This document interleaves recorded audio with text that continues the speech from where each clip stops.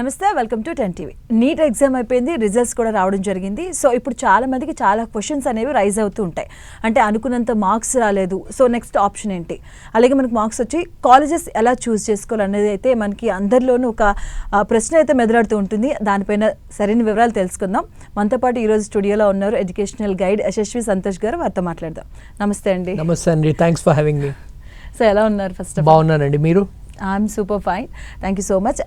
NEET exam అయిపోయింది, last time కూడా మనం మాట్లాడుకున్నాం. సో మెయిన్ ఇప్పుడు వచ్చేసరికి మార్క్స్ బట్టి చూసుకుంటే ఫస్ట్ నీట్ ఎగ్జామ్ ఈసారి టఫ్గా ఉండింది. కరెక్ట్. సో మార్క్స్ కూడా -30 బిలోలోనే రావడం జరిగింది. సో మీ ఒపీనియన్ ఏంటి తెలుగు రాష్ట్రాలకు సంబంధించినటువంటి రిజల్ట్స్ పరంగా? యాక్చువల్లీ తెలుగు రాష్ట్రాలు మనం చూసామంటే అన్ఫార్చునేట్లీ రిజల్ట్స్ కొంచెం అలార్మింగ్గా ఉన్నాయి.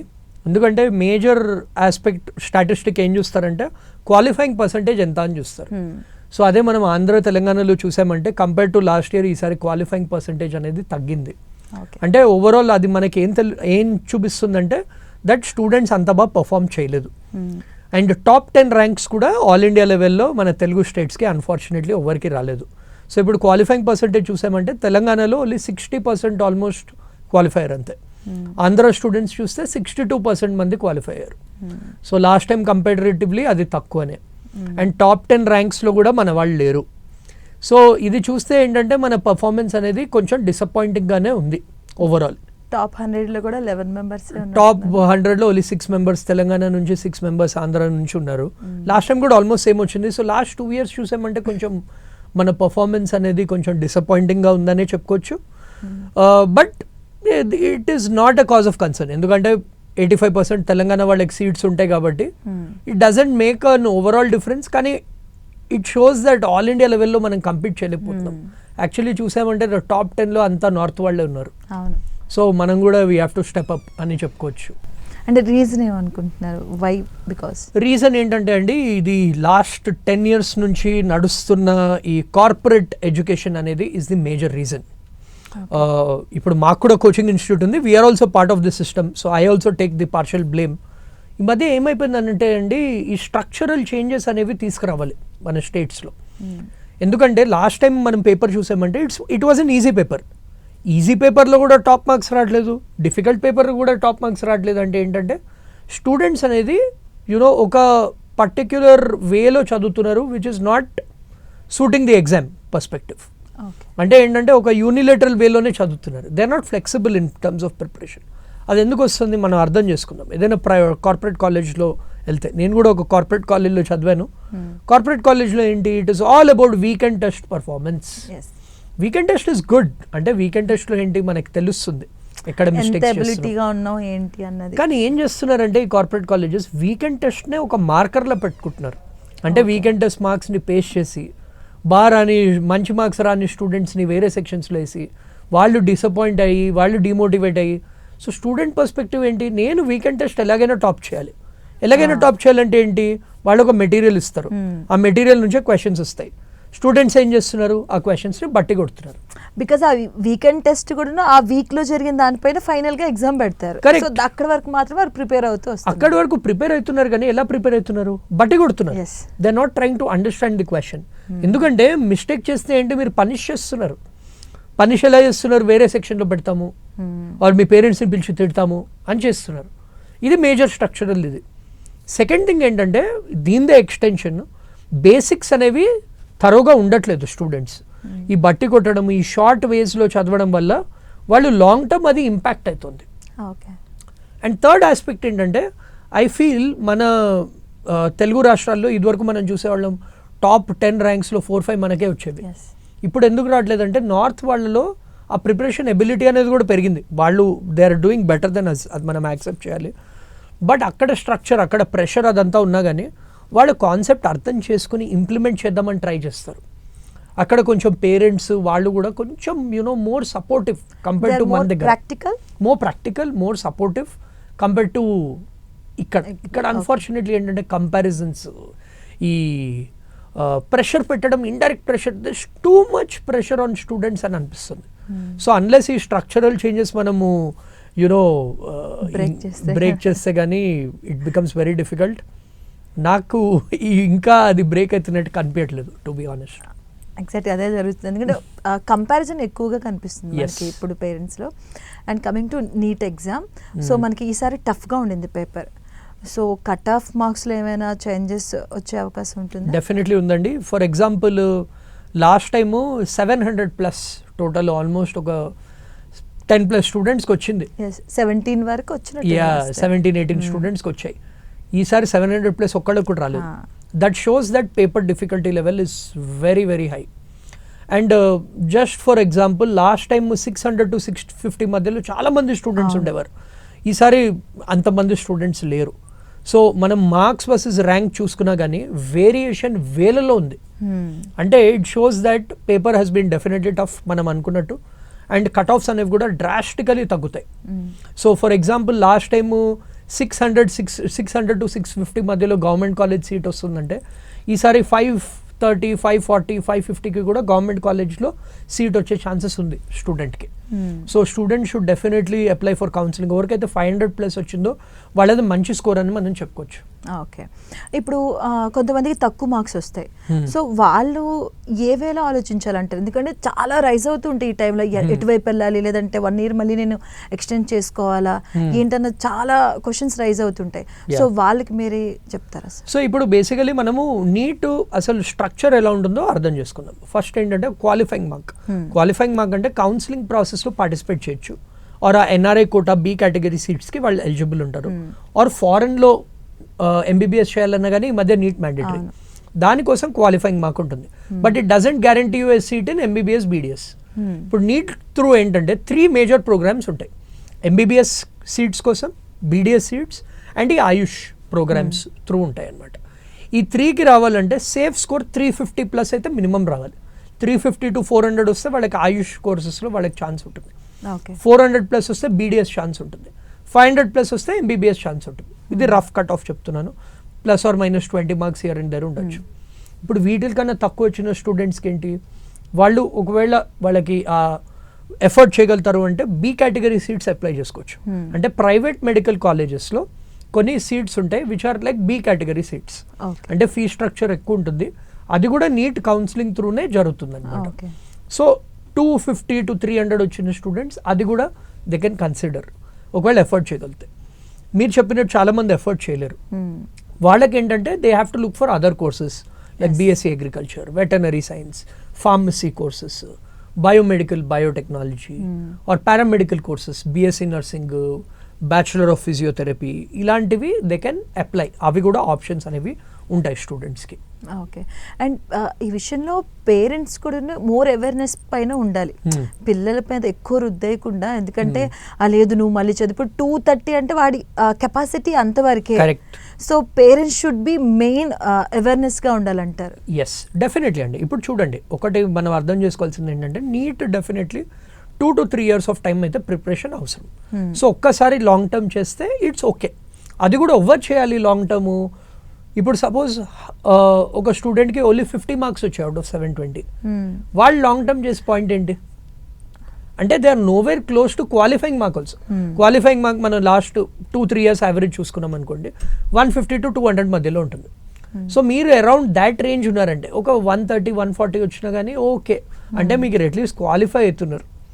అంటే ఆ 60% క్వాలిఫైయింగ్ దాంట్లో ఉన్నారు మన స్టేట్లో అని తెలుస్తుంది. అస్సలే లేదు, ఇంటర్మీడియట్ మార్క్స్ కూడా తక్కువ వచ్చాయంటే that means parents should understand that ఈ స్ట్రీమ్ వాళ్ళకి కాదు. అండ్ ఈ మధ్య మేనేజ్మెంట్ కోటా సీట్స్ అబ్రాడ్ చదవాలన్నా కానీ నీట్ క్వాలిఫై అవ్వడం ఇంపార్టెంట్. సో కొందరు మెడికల్ బ్యాక్గ్రౌండ్లో ఉన్నారు, వాళ్ళ పిల్లలు చేయలేకపోతున్నారు. సో వాళ్ళు ఏంటి కర్ణాటకకి దానికి వెళ్ళి they are spending crores of rupees to get a seat there. So first thing parents should realizes వాళ్ళు చేయగలుగుతారా లేదా జడ్జ్ చేయాలి. ఇది ఎలా జడ్జ్ చేయగలుగుతారు? వాళ్ళ వీకెండ్ టెస్ట్ మార్క్స్ చూసి and you know over a period of time consistency. Board ఎగ్జామ్స్లో ఈ ఎగ్జామ్స్ కాలేజెస్ కండక్ట్ చేసే exams and final NEET performance, ఈ 3లో at least 2 factors should be in their favour. అంటే రెండింటిలో మంచిగా చేసి ఉండాలి. కొందరు ఉంటారు ఇంటర్మీడియట్లో బాగా చేస్తారు, NEET for some reason health issue వల్ల దానివల్ల they are not able to do well, వాళ్ళు లాంగ్ టర్మ్కి వెళ్ళొచ్చు. But what about students who are not doing well in weekend test, who are not done well in boards, not done well in NEET, వాళ్ళు long term చేసి waste. ఇప్పుడు second case scenario ఎవరైతే already long term చేసి మళ్ళీ long term చేద్దాం అనుకుంటున్నారు, వాళ్ళు చాలా కేర్ఫుల్లీ డీల్ చేయాలి. ఇప్పుడు లాంగ్ టర్మ్ చేస్తే ఒకటి ఏంటంటే ఇయర్ గ్యాప్ అనేది వాళ్ళకి రెజ్యూమ్లో ఉంటుంది. 1 year year gap is acceptable these days. 2 year year gap అంటే ఫ్యూచర్లో వాళ్ళు వేరే ఏ కోర్స్ చేసినా కానీ డెఫినెట్లీ జాబ్స్ టైంకి వచ్చినప్పటికీ వాళ్ళు అడుగుతారు ఈ 2 years ఎందుకు చేశారు. వాళ్ళకి ఆ వ్యాలిడ్ ఆన్సర్ అనేది ఉండాలి. సో ఫస్ట్ టైమే రాలేదు, సెకండ్ టైము ప్రాబబిలిటీ అనేది మనకి కొంచెమే పెరుగుతుంది.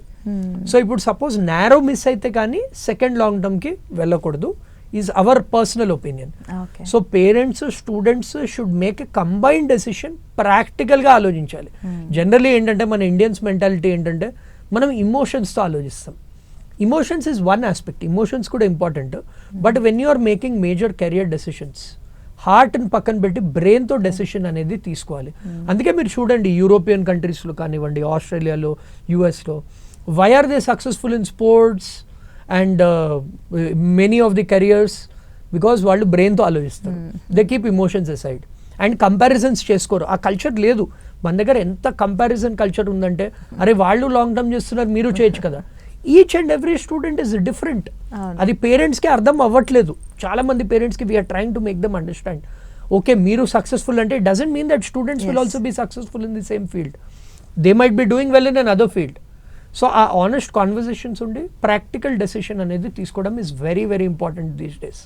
ఎందుకంటే పేరెంట్స్ కూడా ఓకే నా తర్వాత నా లెగసీని కంటిన్యూ చేయాలి, మెయిన్ ఎడ్యుకేషన్గా ఉండి ఎక్కువగా క్వాలిఫై ఉన్న వాళ్ళే ఇలా ఆలోచిస్తున్నారు అసలు. Correct, at present. Correct. So and ఇక్కడ సెకండ్ ఇంకో కేటగిరీ ఉంటుంది నీట్లో. ఓకే కరెక్ట్గా ర్యాంక్ రాలేదు, అనుకున్న కాలేజ్లో రాలేదు, బట్ ఎంసెట్లో మంచిగా వాళ్ళకి ర్యాంక్ వచ్చింది, పర్సంటేజ్ విషయంలో కూడా బాగుంటుంది.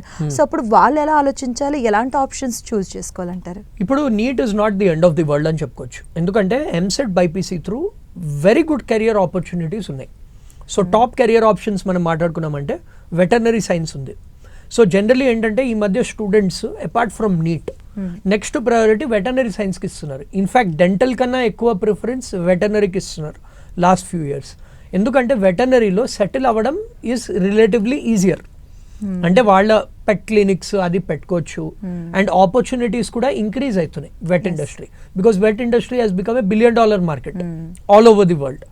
సో ఆ వెటర్నరీ సైన్స్ కోర్స్ చేసి ఇది కూడా MBBS లానే 5.5 year ప్రోగ్రామ్. ప్లస్ దాని తర్వాత సెటిలింగ్ ఈజ్ వెరీ ఈజీ. ఇప్పుడు నీట్ అనుకోండి, నీట్ యూజీ రాశాక నీట్ పీజీ కూడా కంపల్సరీ రాయాలి. నీట్ పీజీ మీరు చూస్తున్నారు ఎలా మనకి రిజల్ట్స్ అనేవి డిలే అవుతున్నాయి, ఎగ్జామ్స్ వాయిదా ఇస్తున్నారు అండ్ యునో కౌన్సిలింగ్ కూడా చాలా difficult to crack NEET PG. So జనాలు are opting for veterinary science. So ఒకవేళ బిలో 2-3,000 ర్యాంక్ ఎంసెట్ బైపీసీలో వస్తే వెటర్నరీ వచ్చే ఛాన్స్ ఉంది. అది ఇప్పుడు కౌన్సిలింగ్ కూడా స్టార్ట్ అయింది. So students can apply. Second best option is biotechnology, biomedical.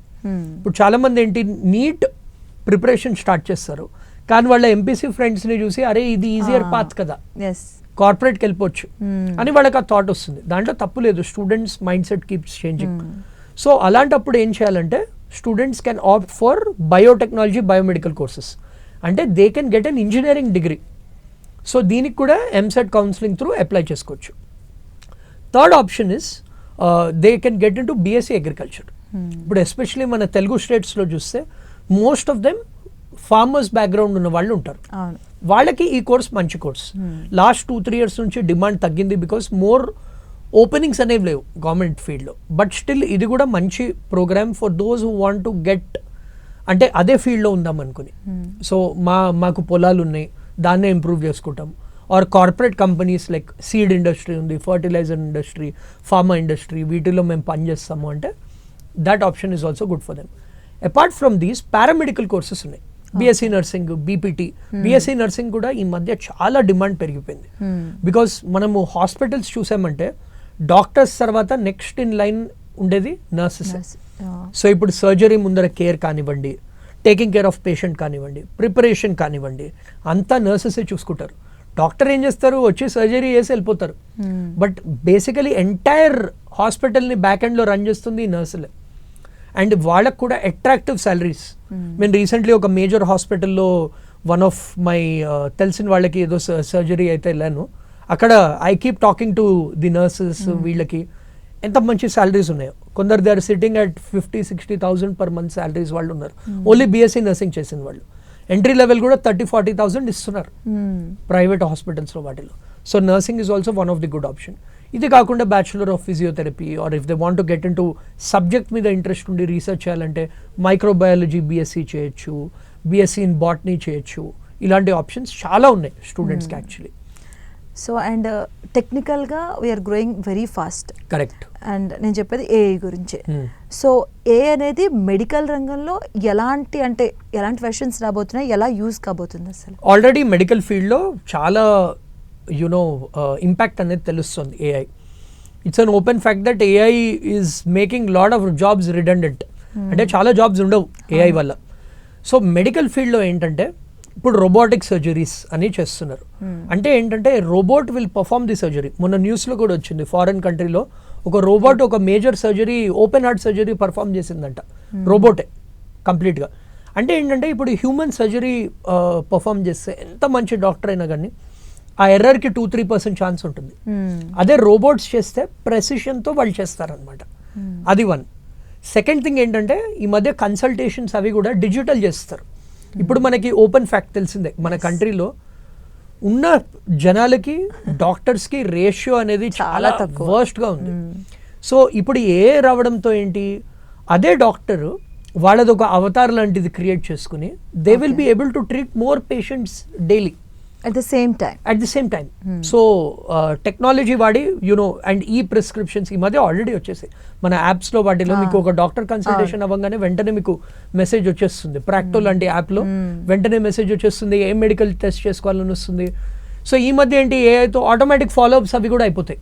ఈ మధ్య ఏంటి, డాక్టర్ ఒక పేషెంట్ని చూస్తారు, they wait for the patient to come back for follow up, ఎందుకంటే టైం లేదు. సో ఇప్పుడు ఏమవుతుంది, ఏఐతో అవన్నీ ఆటోమేట్ అయిపోతుంది. అండ్ మెడిసిన్లో కూడా we will get better medicines. We will get, ఇప్పుడు డాక్టర్స్కి ఒక అసిస్టెంట్ రోబోట్ ఉంటుంది. ఇప్పుడు మీరు ఆల్రెడీ చూస్తున్నారు దుబాయ్లో వాటిలో ఏంటి, ఇలా రోబోట్స్ అందరికీ వాటర్ ఇచ్చి ఇది ఇచ్చి. సో ఇప్పుడు స్టాఫ్ క్రంచ్ అనేది చాలా ఉంది. So this AI will change the way it looks at things. And ఈ మధ్య ఏంటి, ఏఐ ఈజ్ ఆల్సో టెలింగ్, ఇప్పుడు ఏంటి మనం మెడికల్ రిపోర్ట్ తీసుకోవాలి, మెడికల్ రిపోర్ట్ తీసుకుని డాక్టర్ దగ్గరికి వెళ్ళాలి. ఏఐ వల్ల ఏంటి, ఆ రిపోర్ట్ చూసే ఇట్ విల్ షో దట్ ఒక ప్రిలిమినరీ ఎగ్జామినేషన్ అని ఇచ్చేస్తుంది. Then doctors will it will make their work better అని చెప్పుకోవచ్చు. So AI will definitely shape the future. So ఇప్పుడున్న మెడికల్ ఆస్పిరెంట్స్ ఏఐ గురించి కూడా నేర్చుకోవాలి. It's not just engineers, medical students కూడా ఏఐ గురించి ప్రాంప్ట్ ఇంజనీరింగ్ కానివ్వండి, వీటిల గురించి బ్యాక్ ఎండ్ ఇది కానివ్వండి, వాళ్ళు they have to be aware of this. అంటే వీళ్ళకి ఆ కోర్స్ వేరేగా వాళ్ళు వెళ్ళి నేర్చుకోవాలంటారా? ఇప్పుడు చూడండి, సెల్ఫ్గా కూడా నేర్చుకోవచ్చు. వేరేగా నేర్చుకుంటే it's all the more better, because hospitals, medical fraternity on the whole is going to get impacted with AI. So definitely apart from whatever they are doing, AI గురించి కూడా at least weekly or 2-3 hours they have to spend time and get updated about the latest developments అని చెప్పుకోవచ్చు. Okay.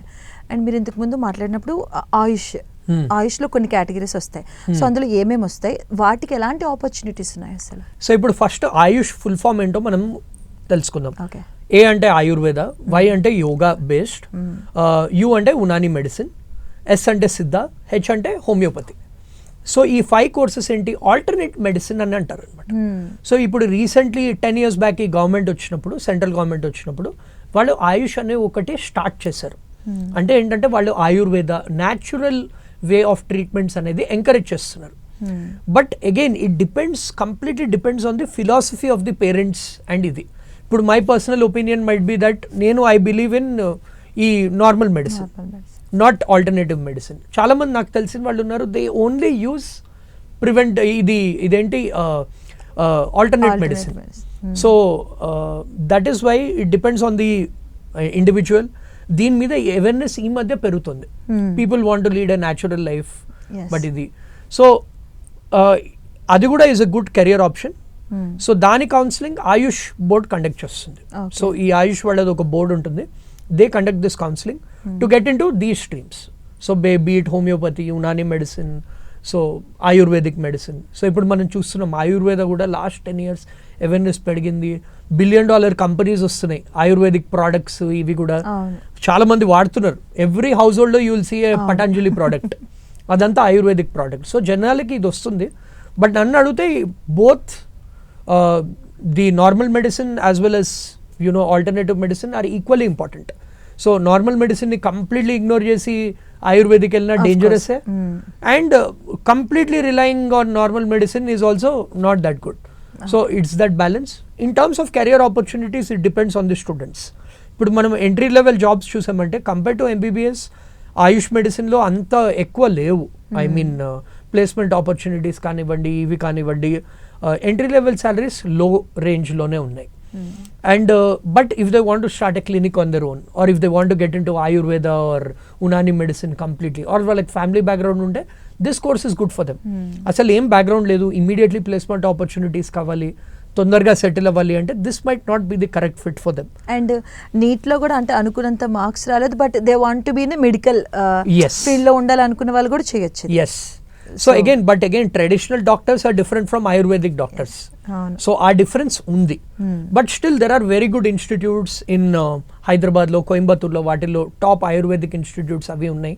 అక్కడ seat వస్తే they can definitely consider. But again వాళ్ళ interest level బట్టి they have to take the decision. Okay. And tell me about the BDS and MBBS little bit brief. Colleges విషయంలో కావచ్చు, fees విషయంలో కావచ్చు, at the same time what are the opportunities? Yeah. ఇప్పుడు MBBS అనేది it has been an evergreen field from like last few decades. ఎందుకంటే doctors are the backbone of our of any country for that matter. Especially in these sensitive times మనం recent న్యూస్లో అవే చూస్తున్నాము.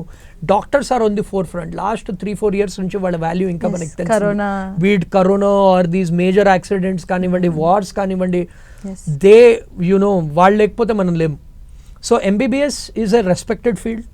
MBBS there's a lot of money in MBBS. ఒక్కొక్క సర్జరీకి లక్షల్లో pay చేస్తున్నారు డాక్టర్స్కి. అండ్ గవర్నమెంట్ హాస్పిటల్స్లో కూడా వాటిలో the pay scales are very good for MBBS doctors. But దీంట్లో ఫీజ్ కూడా మనం గవర్నమెంట్ కాలేజ్ ఫీజు చూసామంటే అరౌండ్ 50,000 నుంచి 1 lakh మధ్యలో ఉంటుంది ఫీజు. అదే ప్రైవేట్ కాలేజెస్లో చూసామంటే అరౌండ్ 10 lakhs per year కూడా ఉంది ఫీజ్ అనేది. ఇది ఫీజ్ బట్టి. But placement opportunities obviously upside corporate hospitals are only increasing major సిటీస్లో. ఇప్పుడు రూరల్ డిస్ట్రిక్ట్స్లో వాటిల్లో కూడా మేజర్ టౌన్స్ అవి తీసుకుంటే కూడా పెద్ద పెద్ద హాస్పిటల్స్ వస్తున్నాయి. అవేర్నెస్ అనేది పెరిగింది జనాలకి, ఎస్పెషలీ ఆఫ్టర్ కోవిడ్. సో ఈ మధ్య కూడా people are preferring private to government hospitals treatment. వాళ్ళు రూరల్ ఏరియాస్లో ఉన్నా కానీ ఇన్సూరెన్స్ ఉంది కాబట్టి ఇక్కడ వచ్చి చేయించుకుంటున్నారు. But the flip side is MBBS ఒకటి సరిపోదు, నీట్ పీజీ కూడా రాయాలి, స్పెషలైజేషన్. అండ్ నీట్ పీజీ అనేది వెరీ డిఫికల్ట్ ఎగ్జామ్. సో ఇప్పుడు 20 lakhs నీట్లో రాస్తుంటే 1,00,000 మంది సెలెక్ట్ అవుతుంటే ఆ 1,00,000లో కాంపిటీషన్ ఉంటుంది. సో ఆల్మోస్ట్ ఎంబీబీఎస్ నుంచి ఎండీకి వెళ్ళేటప్పుడు సీట్స్ అనేవి హాఫ్ అయిపోతాయి. So those 1 lakh people are fighting for few thousand seats. And NEET PG కూడా ఒక 2 years పడుతుంది ప్రిపరేషన్కి. ఎందుకంటే 5.5 year ప్రోగ్రామే వెరీ డిఫికల్ట్. దాని తర్వాత ఒక 1 year డ్రాప్ తీసుకున్నా కానీ సీట్ వస్తుందని గ్యారంటీ లేదు. అండ్ ఈ మధ్య ఏమంటున్నారు, సర్జికల్ సైడ్ వెళ్తే సూపర్ స్పెషలైజేషన్ కూడా మ్యాండేటరీ అయిపోయింది. ఓన్లీ ఎంబీబీఎస్ సరిపోదు. So if they are ready for that 5.5 years plus 1 year preparation plus 2 years of NEET PG, almost ఒక 10 years of their life if they are devoted to that. But దాని తర్వాత if they are able to do that, money గురించి అసలు ఆలోచించక్కర్లేదు. కానీ again ఆ 10 years parents should be able to support the students. ఈ 10 yearsలో పీజీకి వెళ్ళాక వాళ్ళకి స్టైపెండ్ వస్తుంది. బట్ ఈ లోపల parents should be able to back them up. ఇది about MBBS. So opportunities are there in both government, private, and it's a growing సెక్టర్స్లో కూడా. అదే మనం బీడీఎస్ చూసామనుకోండి, అన్ఫార్చునేట్లీ ఏమైపోయిందంటే లాస్ట్ ఫ్యూ ఇయర్స్లో బీడీఎస్ అనే డిమాండ్ కూడా తగ్గింది. ఎందుకంటే ఇప్పుడు డెంటల్ ఫీల్డ్లో ఎంట్రీ లెవెల్ జాబ్స్ కూడా, నేను కూడా recently one of the major private dental హాస్పిటల్కి వెళ్ళాను. అక్కడ జస్ట్ వాళ్ళ డెంటిస్ట్ని నేను ఇలా అడుగుతూ ఉంటాను అనమాట, I want to know the market. So వాళ్ళని అడిగితే వాళ్ళ entry level salaries only 10,000 rupees, 10 to 12,000 rupees. అంటే కార్పొరేట్లో ఎక్కువ పే చేస్తున్నారు. సో అందుకే డెంటల్ ఫీల్డ్లో ఉన్న వాళ్ళు కూడా they are trying to get in to hospital management or other courses.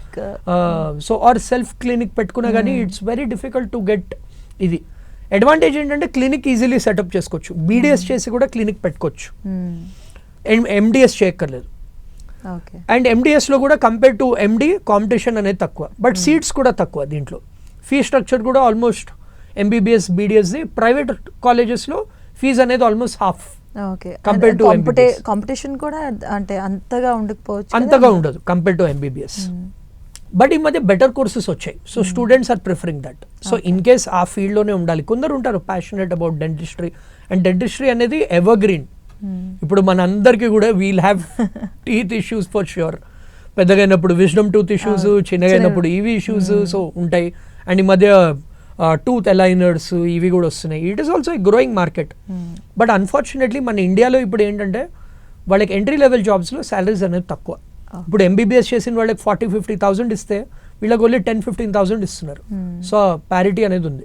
Future prospects US, UK లాంటి కంట్రీస్లో దర్ పేయింగ్ ఎ లాట్. వాళ్ళని ఏంటంటే డెంటల్ వాళ్ళని, ఎంబీబీఎస్ వాళ్ళని సేమ్ వేలో చూస్తారు. ఓకే, ఇక్కడ ఏంటంటే డెంటల్ అంటే కొంచెం యూనో తక్కువగా చూస్తారనమాట. సో ఆ ఆప్టిక్స్ అది కూడా ఫారిన్ కంట్రీస్లో they are good opportunities. So this is the major difference between MBBS and BDS. NEET 2025 చాలా టఫ్గా వచ్చింది. అంటే మీ ఒపీనియన్ ఏంటి బిఫోర్, అంటే ఇంతకు ముందున్న దానికి ఇప్పటికి, అండ్ ఫర్దర్గా రాబోయేదానికి ఒక స్టూడెంట్ ఎలా ప్రిపేర్ అవ్వాలనుకుంటున్నారు? సో క్లియర్ మెసేజ్ మనకి ఎన్టీఏ ఒకటి చెప్పింది దట్ లాస్ట్ టైం ఆ పేపర్ లీక్ కాంట్రవర్సీ అవ్వడం వల్ల పేపర్ అనేది టఫ్గానే ఉంటుంది ఇప్పటి నుంచి అని చెప్పింది. So next year also they have to be prepared for a tough paper.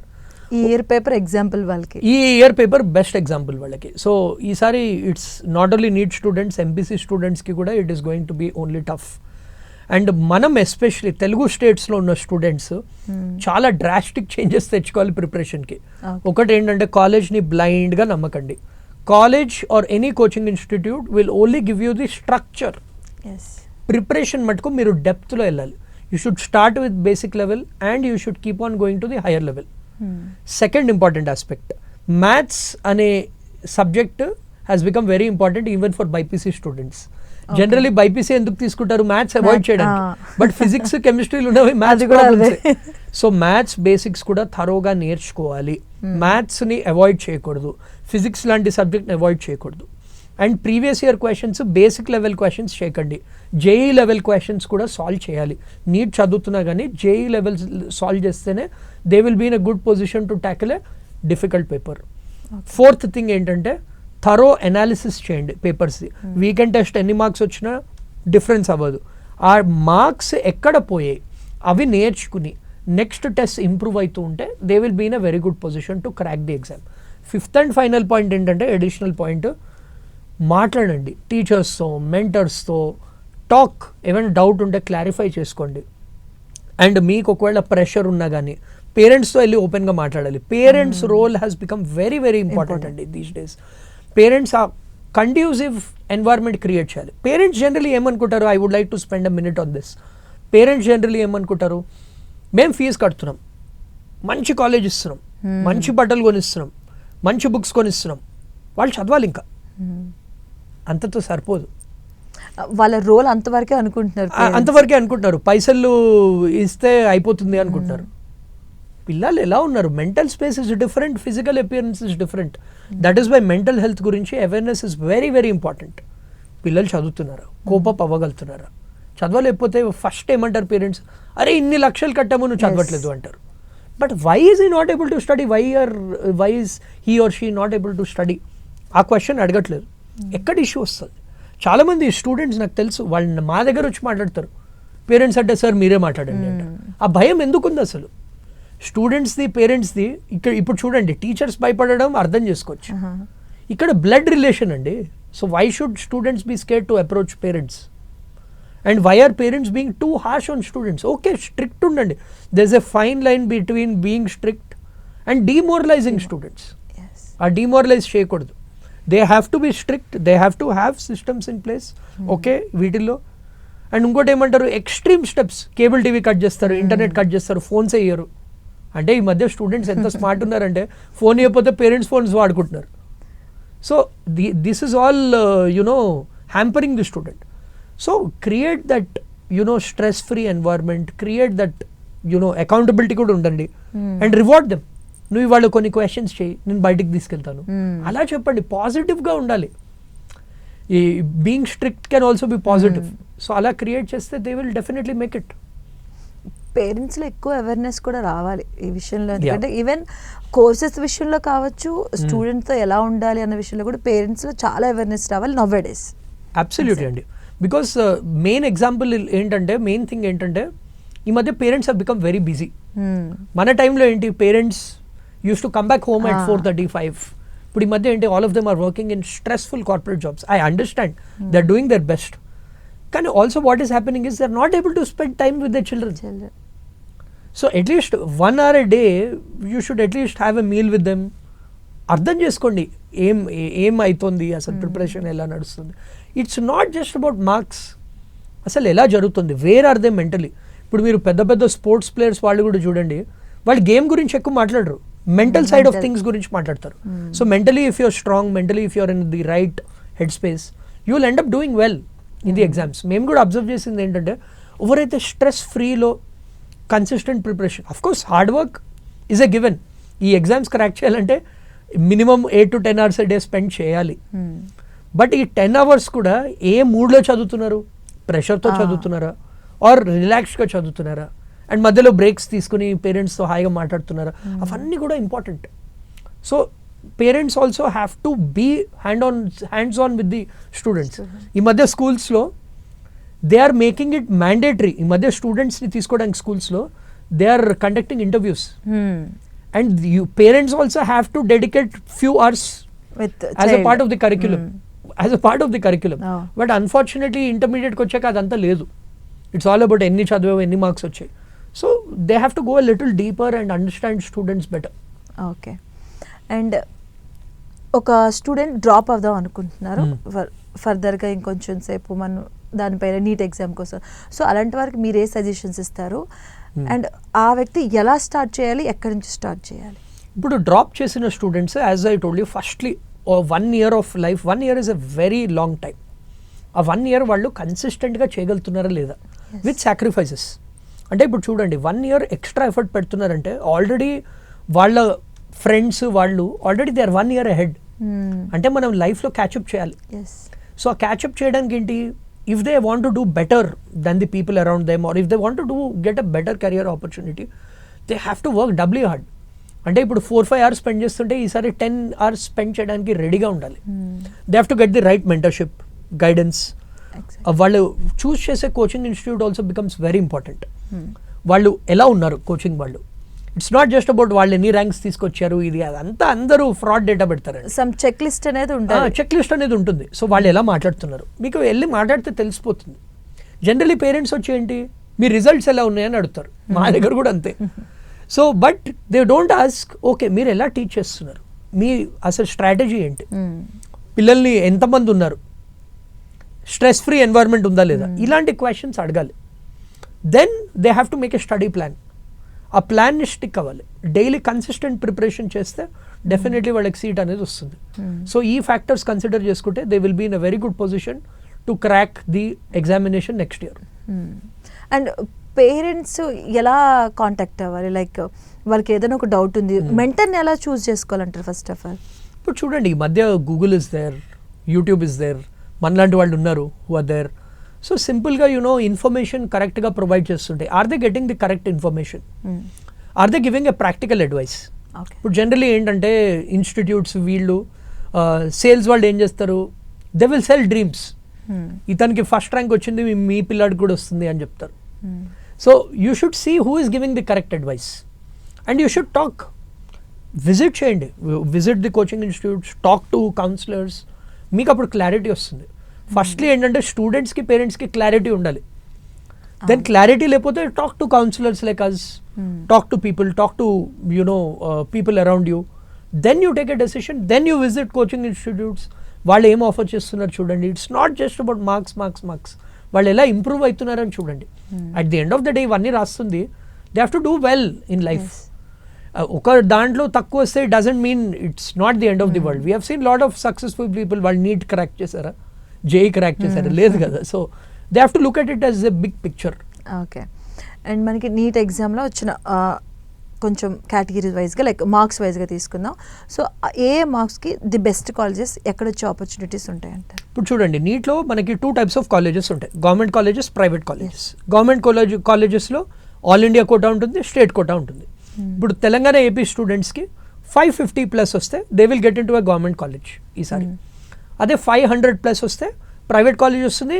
కొన్ని న్యూ గవర్నమెంట్ కాలేజెస్, కొన్ని రిమోట్ డిస్ట్రిక్ట్స్ ఉన్న గవర్నమెంట్ కాలేజెస్ వచ్చే ఛాన్స్ కూడా ఉంటుంది.